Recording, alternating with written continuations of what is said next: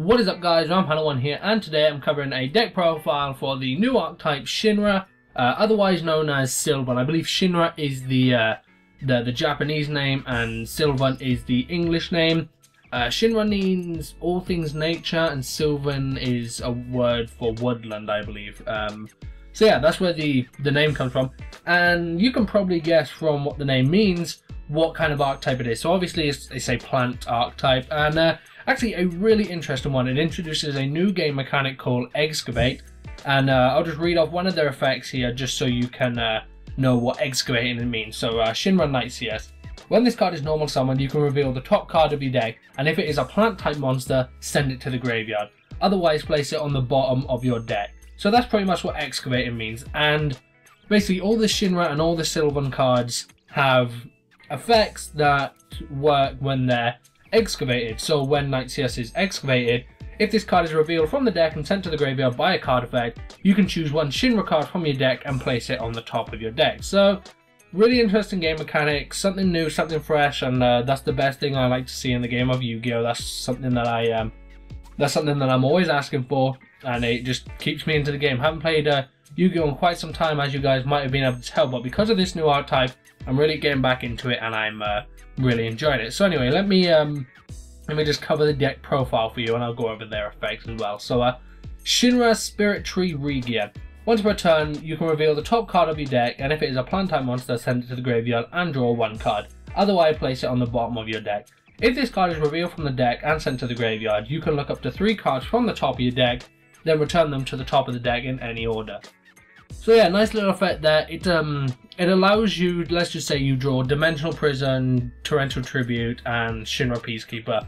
You want the Peacekeeper on top so you can pull off other Shinra effects. So basically Shinra Spirit Tree's excavating effect allows you to do that. And then with this effect that allows you to look at the top cards of your deck, you can also have the option to draw one card. Plus, with this one you can use it once per turn, where most of the other cards are only on the initial summon.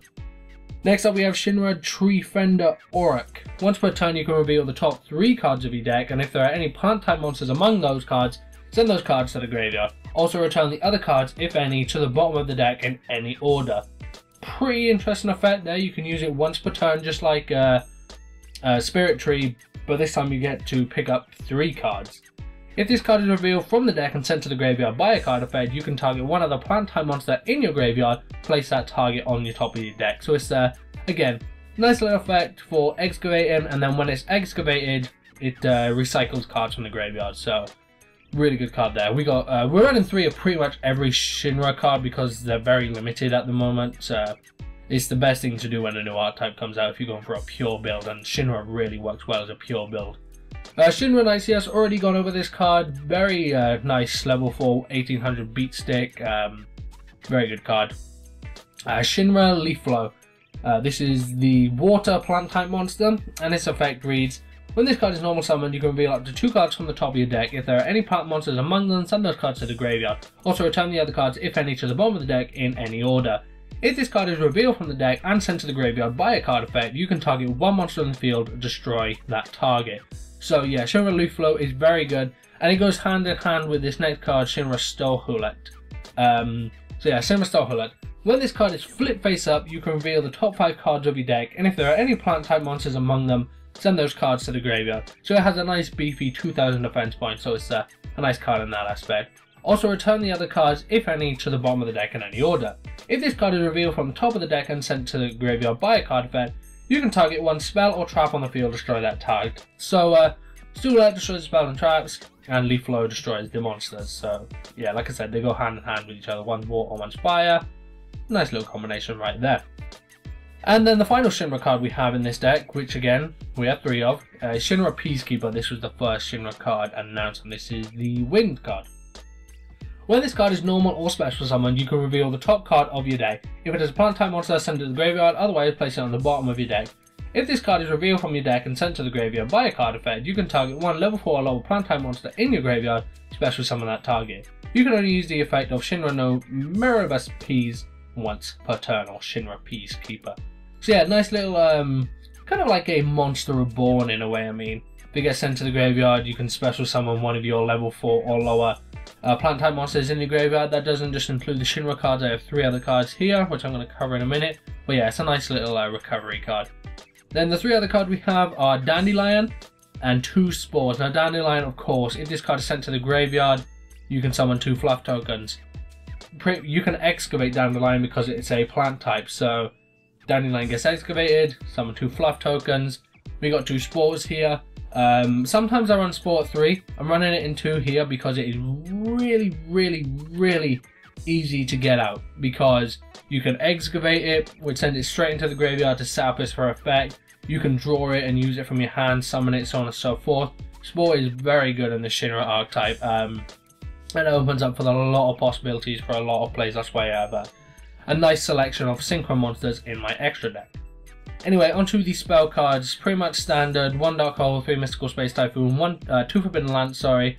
And then we have the new field spell card, sorry, Sacred Shinra Peak. Now this is a very good card. Lots of different combinations you can use with this. I'm going to be bringing some duels, also live streaming with this deck, so you'll be able to see some of the combinations there. But anyway, its effect reads: you can summon 1 plant type monster you control or from your hand to the graveyard. Choose 1 Shinra monster from your deck and place it on top of your deck. So that's a nice little effect you can use once per turn. Once per turn, during your opponent's end phase, you can reveal the top card of your deck, and if the revealed card is a plant type monster, send it to the graveyard. Otherwise, place it on the bottom of your deck.